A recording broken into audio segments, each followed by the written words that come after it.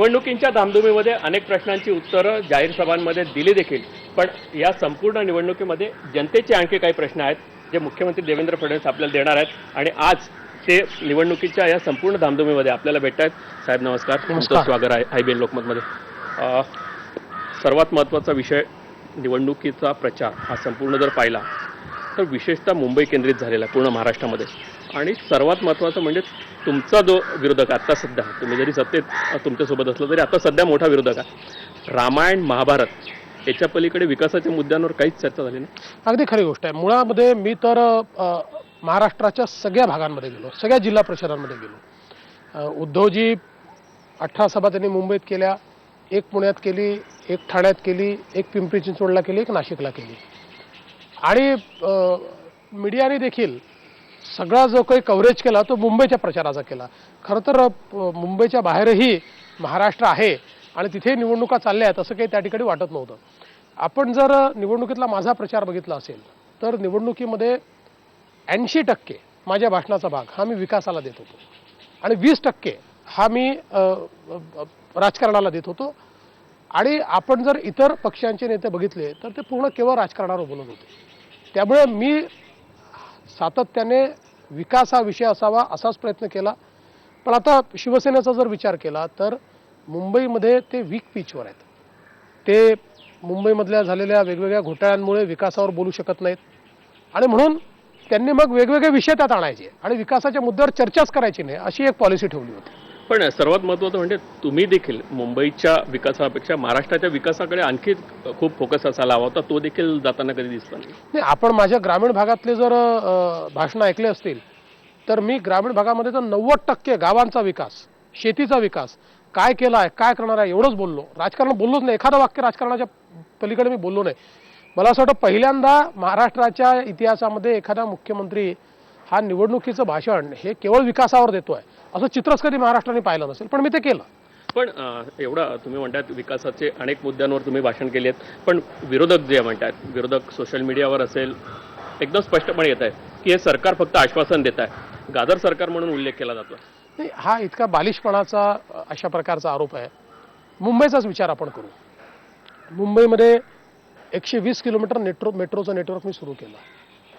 Trans harbour लिंकचं tender मी काढलं। 20 वर्षापासून निघालं, परवानग्या नव्हत्या। आता जुलैत ते काम सुरू करेल। कोस्टल रोड करता जवळजवळ सगळ्या परवानग्या मी आणल्या, एक परवानगी बाकी आहे पण तरी टेंडर थांबलं नाही, ते टेंडर निघत आहे। मुंबईला CCTV 1.5 वर्ष मी मध्ये लावला। मुंबईला वायफाय मी केलं। मुंबईमध्ये आता सगळं इंटिग्रेशन ट्रान्सपोर्टेशन सिस्टमचं मी करतोय। SRAची घरं जी बंद झाली होती 50,000 घरं एका वर्षामध्ये आता SRAची आम्ही बनवली। त्यामुळे काम केलं आहे। अगदी माझ्यावर त्यांनी असा आरोप लावला की कल्याण डोंबिवलीला 6,500चं पॅकेज दिलं होतं। पॅकेज नव्हतं ते, 6,500 कोटी रुपयाची कामं ही स्मार्ट सिटीमध्ये सुचवलेली कामं होती।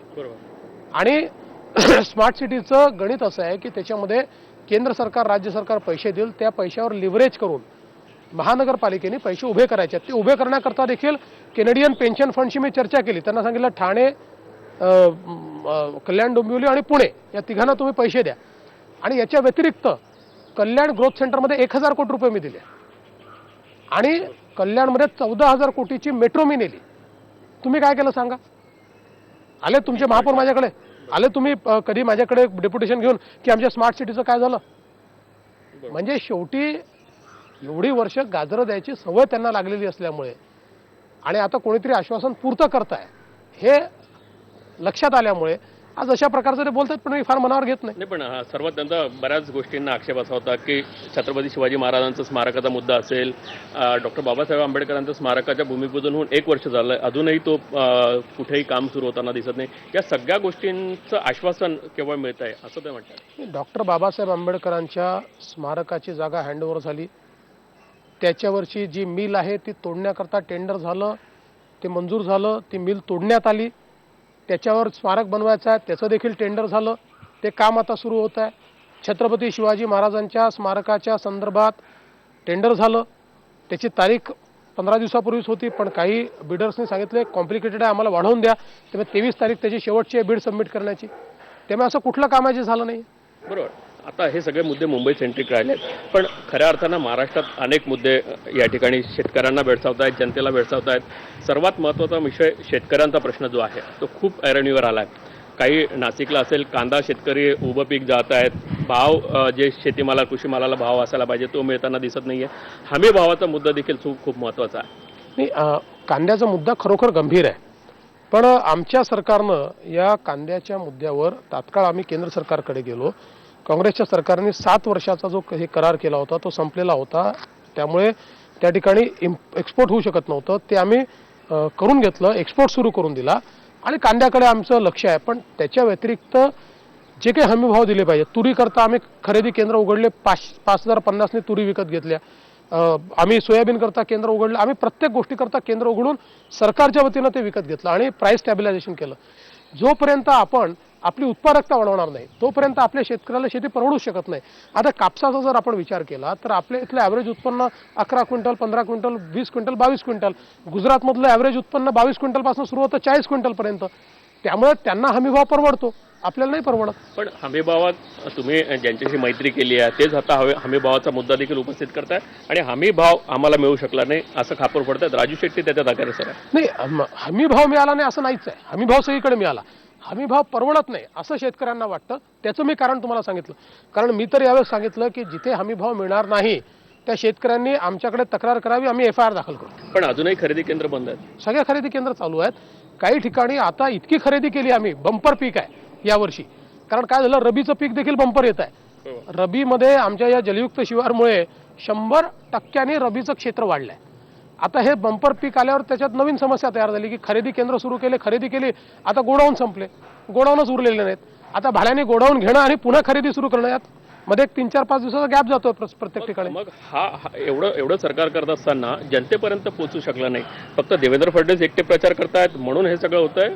बाकी सगळे नाही, जनतेपर्यंत सगळं चाललंच आहे. बघा, शेवटी मी असं म्हणणार नाही की सगळ्या समस्या संपल्या. समस्या खूप आहेत, शेतकऱ्यासमोर खूप आव्हान आहेत. पण शेतकऱ्याला माहिती आहे की सरकार प्रामाणिक आहे, हे प्रामाणिक दिशेनं चाललं आहे, ही खात्री शेतकऱ्याला असल्यामुळे ते आमच्या पाठीशी.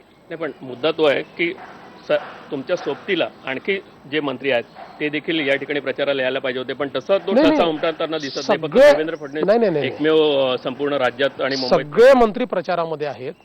एकेका मंत्र्याच्या 30-30, 40-40 सभा झालेल्या आहेत. आता मुख्यमंत्री मी असल्यामुळे फोकस माझ्यावर जास्त असतो आणि सगळ्यांना इंटरेस्ट मुंबईत असल्यामुळे मुंबईवर जास्त फोकस असतो. आपण पंकजाताईंच्या सभा झाल्या आहेत, चंद्रकांत दादांच्या सभा झाल्या आहेत, भाऊसाहेब फुंडकरांच्या सभा झाल्या आहेत, विनोद तावडेंच्या सभा झालेल्या आहेत, गिरीश महाजनांच्या सभा. असा कुठला मंत्री आहे? प्रत्येक मंत्र्यांनी, आमच्या रावसाहेब दानवेच्या तर कमीत कमी 70 सभा झाल्या आहेत, 60-70 सभा त्यांनी घेतलेल्या आहेत. नाही, पण फोकस जो आहे, तुम्ही आता म्हणता ठसा उमटवण्याचा जो प्रकार आहे, खऱ्या अर्थानं जर आपण विचार केला मुख्यमंत्री म्हणून संपूर्ण राज्य मुख्यमंत्र्यांनी दत्तक घ्यायचं असतं, अशा पद्धतीनं नाशिक दत्तक घ्यायचा आहे. हा मुद्दा जेव्हा येतो तेव्हा तुम्ही प्रभावी ठरतात आणि इतर मंत्र्यांचा प्रभाव तिथे पडत नाही म्हणून आपण जिल्हा दत्तक घ्यायचं. नाही, मी याकरता असं म्हटलं की नाशिकमध्ये सातत्याने ही भावना होती की आमचा कोणी वाली नाही आहे आणि त्यांनी वेगवेगळ्या नेत्यांवर विश्वास टाकला, पण त्या नाशिकचं काही परिवर्तन होऊ शकलं नाही. आणि म्हणून मी त्यांना सांगितलं की माझ्यावर विश्वास ठेवा. मी जरी नागपूरचा असलो तरी नागपूरची काळजी घ्यायला नितीनजी त्या ठिकाणी आहेत, ते समर्थ आहेत. त्यामुळे तिथलं जे करायचं ते मी करीन. पण नाशिकला तुम्हाला जे वाटतं की नाशिकला वाली नाही, तर मी आजपासून दत्तक घेतो, मी नाशिकचं करीन. आता मला सांगा की जसं आपण मुख्यमंत्री आदर्श ग्राम योजना केली किंवा प्रधानमंत्री आदर्श ग्राम योजना केली, त्यात आपण एक गाव दत्तक घेतो. याचा अर्थ इतर गावं सोडून नाही देत, पण जे दत्तक घेतलेलं गाव आहे ते मॉडेल करण्याचा प्रयत्न करतो. तशा प्रकारे नाशिक मी दत्तक घेतलं. पण एकूण राज्यात असं चित्र होतं की वर नरेंद्र, खाली देवेंद्र. आणि जर आपण भाजप शासित जे राज्य पाहिले, मध्य प्रदेश पाहिलं, छत्तीसगड पाहिलं, कुठेतरी मुख्यमंत्री सेंट्रिक संपूर्ण राज्य राहतं. तशा पद्धतीने हे सगळं होतं. असं आहे की ते राहणारच आहे. तुम्ही एक बघा की शेवटी मुख्यमंत्री प्रमुख असतो, त्यामुळे फोकस हा त्याच्यावरच असणार आहे. त्या राज्यात चांगलं झालं त्याचं क्रेडिट त्याला मिळणार आहे, वाईट झालं तर त्याचा दोषही त्याच्यावरच येणार, तो येतोच आहे. पण निवडणुकीचा सगळा दोष जर समजा कुठे झाला तर दोष तो येतोच ना. मला एक सांगा, मी म्हटलं की नाही माझा दोष नाही, तरी तुम्ही ऐकणार आहे का? तुम्ही तर निवडणुकीचे चांगले निकाल लागले तर तुम्ही म्हणणार आहे की हेच यशस्वी झाले आणि एखादा निकालही वाईट लागला तर तुम्ही मलाच दोष देणार आहे. काय राजकारणात चालूच असतं. दोषाची जबाबदारी तर मुंबईत आशिष शेलार यांनी घेतलेली आहे. ते म्हणाले यश आलं तर मुख्यमंत्र्यांचं, अपयश आलं तर माझं मत वेगळं आहे. यश आलं तर ते पक्षाचं आहे, अपयश आलं तर ते नेतृत्वाने स्वीकारायचं असतं. ब्रेक घेऊया. एक ब्रेकमध्ये त्यानंतर काही प्रश्न आहेत विशेषतः निवडणुकीच्या संदर्भात जे आरोप प्रत्यारोप होत आहेत त्याच्या संदर्भात देखील आहे आणि पुढे राजकारण कसं चित्र या संपूर्ण महाराष्ट्राचं असेल त्यावर देखील आपण बोलणार आहोत.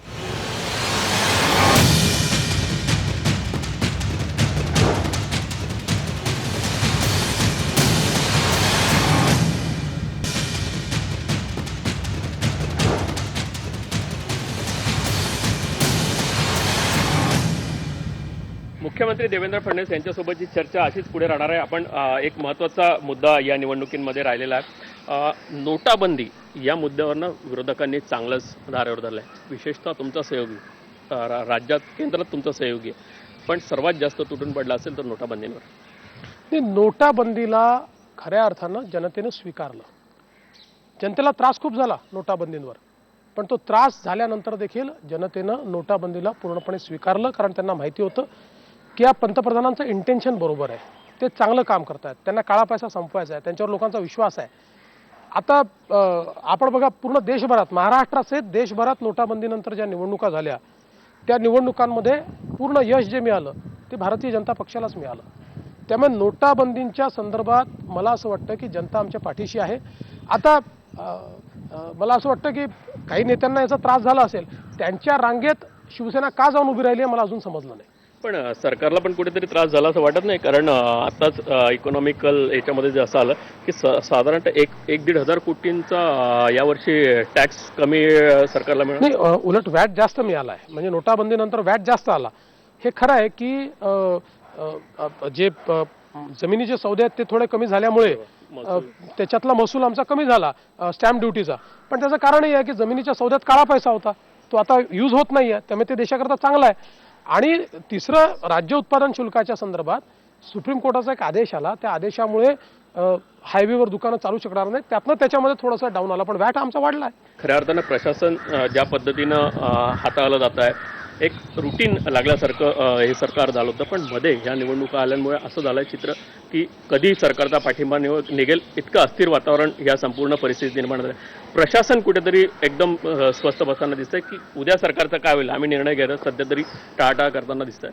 नाही, मला असं वाटत नाही पूर्णपणे प्रशासन नीट कार्यान्वित आहे आणि या सरकारला काय होणार नाही, 5 वर्ष चालेल. पण त्याचा कुठे ना कुठे फरक तर प्रशासनावर पडतोच. नाही, मला नाही वाटत काही पडणार. प्रशासनालाही माहिती आहे की सरकार चालणार आहे. अचानक सर्वात महत्त्वाचं या प्रश्नामध्ये तुमचा निवडणुकीनंतर थेट पाठिंबा देऊ असं शरद पवारांनी स्पष्ट केलं होतं आणि आता अचानक म्हणतात आम्ही पाठिंबा कधीच देणार नाही. तरी अचानक याबद्दल. नाही, त्यांचा पक्ष आहे, त्यांचे निर्णय ते घेतात, त्यांच्या निर्णयाबद्दल मी काय सांगू. या संपूर्ण परिस्थितीत तुम्ही म्हणतायत की प्रशासन आमचं स्थिर आहे, हे सरकार स्थिर राहणार आहे, या सगळ्या जरी गोष्टी म्हटल्यात, उद्धव ठाकरे तिकडे म्हणतात मी आता युतीचं कुठलीही बोलणी करायला पुढे जाणार नाही. समजा पुढे भविष्याचं चित्र राहिलं तर काय परिस्थिती येईल असं तुमच्याकडून. नाही, मला तर काही अडचण वाटत नाही. कुठली परिस्थिती बदलणार नाही आहे, हे सरकार स्थिर राहील, काळजी करू नका. पण समजा निवडणुकीनंतर मुंबई महानगरपालिका सर्वात महत्त्वाचं आहे, ठाणे महानगरपालिका सर्वात महत्त्वाची आहे, निवडणुकीनंतर युती करायची असेल तर काय समीकरण असेल. भाजप शिवसेनेकडे जाईल मैत्रीसाठी. नाही, आमचं म्हणणं एवढंच असणार आहे की कुठल्याही प्रकारचा विचार जर करायची वेळ आली तर ती पारदर्शितेच्या अजेंड्यावरून. निवडणुकीनंतर पण हाच मुद्दा राहील. तोच मुद्दा राहील. जिल्हा परिषदांमध्ये काय परिस्थिती राहील, कारण जिल्हा परिषदांमध्ये ज्या पद्धतीने सरकार ग्रामीण भागापर्यंत पोहोचायला हवी होती, जे चेहरे या ठिकाणी आपण म्हणतोय जायला पाहिजे होतं, सरकारची कामगिरी जायला पाहिजे होती, फक्त देवेंद्र फडणवीस यांची कामगिरी जाताना दिसते, पण इतर मंत्री कुठेतरी या संपूर्ण पद्धतीने समोर जाताना दिसत नाहीये किंवा या सगळ्या परिस्थितीमध्ये त्यांचं काम पोहोचलेलं नाहीये. मी माझ्या भाषणामध्ये प्रत्येक मंत्र्यांनी केलेलं काम मांडतो. शिक्षण मंत्र्यांचं मांडतो, ग्रामविकास मंत्र्यांचं मांडतो, जलसंधारण मंत्र्यांचं मांडतो, शेती मंत्र्यांचं मांडतो, पणन मंत्र्यांचं मांडतो. सगळ्यांची कामं, माझं थोडी काम आहे, सरकारचं काम मांडतो. मी सरकारचा प्रमुख आहे, पण हे काम सगळ्या मंत्र्यांनी मिळून केलं, आम्ही केलेलं काम आहे, ते मी मांडतो. कुठेतरी नगरपालिकांच्या निवडणुकीनंतर भाजपला मस्ती आली हा सगळ्यात मोठा आरोप विशेषतः लोकांकडनं देखील होताना बऱ्याच ठिकाणी दिसतो आहे, विरोधकांकडनं तर सगळ्यात महत्त्वाचा आहे. या सगळ्या मुद्द्यांवर ही निवडणूक होते आणि ग्रामीण भागात तोच मुद्दा सगळ्यात महत्त्वाचा आहे. लोकांकडनं नाही आहे, लोकांना माहिती आहे की भाजप मस्ती आणणाऱ्यांचा पक्षच नाही आहे. आम्ही जनतेचे लोक आहोत, जनतेत आहोत आणि आम्हाला हे नेहमी भान आहे की आपली सत्ता ही जनतेच्या भरोश्यावर आहे आणि जनतेकरताच राबवायची, आपल्या स्वतःकरता नाही आहे. आता नेत्यांना त्रास होतो, आम्हाला जनसमर्थन मिळतं, त्यामुळे ते असा आरोप करतात. या सगळ्या मुद्द्यांचा जर आपण विचार केलेला आहे की एकूण ज्या सगळ्या ज्या निवडणुकीचे मुद्दे असतील, सरकार स्थिर आहे, सगळ्या गोष्टी होतात. पण आणखी एक मुद्दा सर्वात महत्त्वाचा मानला जातो. या निवडणुकीनंतर विशेषतः मुंबईमध्ये आजपर्यंत कुठल्याही मुख्यमंत्री नसेल किंवा कुठलाही एखाद्या मोठ्या पक्षाचा मोठा नेता हा मुंबईत प्रचार करताना दिसत नाही. देवेंद्र फडणवीस पहिल्यांदा इतक्या मोठ्या प्रमाणात चेहरा आणला आहे. मुंबई जिंकली तर दिल्लीत वजन वाढतं, हा जो एक फॉर्म्युला आहे तो या संपूर्ण निवडणुकीत येताना दिसतो. नाही नाही, असा कुठलाही फॉर्म्युला वगैरे नाही. दिल्लीत वजन वाढवायचं वगैरे असा विषय नाही आहे. आमच्याकडे काही वजनाच्या आधारावर काही दिल्लीचं काम चालत नाही. मुळामध्ये मुंबईला एक पारदर्शी प्रशासन दिलं पाहिजे. या शहराची क्षमता खूप आहे, त्या क्षमतेचा योग्य वापर झाला पाहिजे, याकरता हा सगळा प्रयत्न आमचा चाललेला आहे. आणि मुळातच जर आपण बघितलं तर या मुंबईमध्ये यापूर्वी साधारणपणे काँग्रेस आणि इतर पक्षांचं एक टॅसिट अंडरस्टँडिंग असायचं, ते मी केलेलं नाही आहे.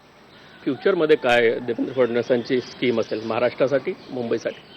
नाही, मुंबईला तर एक अतिशय प्रगतिशील पण सामान्य माणसाला न्याय देणारं शहर अशा प्रकारे आम्हाला मुंबई तयार करायचं आहे. ते आम्ही निश्चितपणे करू. आणि त्याचसोबत महाराष्ट्र जो आहे हा प्रगतीकडे आम्ही नेतो आहोत. विशेषतः शेती सस्टेनेबल झाली पाहिजे. आज आम्ही स्वर्गीय नानाजी देशमुख कृषी समृद्धी प्रकल्प आणला. या प्रकल्पाच्या माध्यमातून मोठ्या प्रमाणात आम्ही त्या ठिकाणी आता 5,000 कोटीचं वर्ल्ड बँकेसोबत 5,000 गावांचं ट्रान्सफॉर्मेशन करतो आहे. त्यामुळे शेती सस्टेनेबल झाली पाहिजे, शेती परवडली पाहिजे, त्याच्यामध्ये गुंतवणूक झाली पाहिजे, असा प्रयत्न आहे. आता फक्त 2.5 वर्ष राहिलेत. देवेंद्र फडणवीस या सगळ्या गोष्टींसाठी सक्षम आहेत, तयार आहेत आणि ते पूर्ण महाराष्ट्राचं चित्र बदलेल? पूर्णपणे तयार आहे. काम सुरू केलेलं आहे. मला विश्वास आहे चित्र बदलेल. महाराष्ट्राचं चित्र बदलेल असा विश्वास जो आहे तो मुख्यमंत्री देवेंद्र फडणवीस यांना आहे.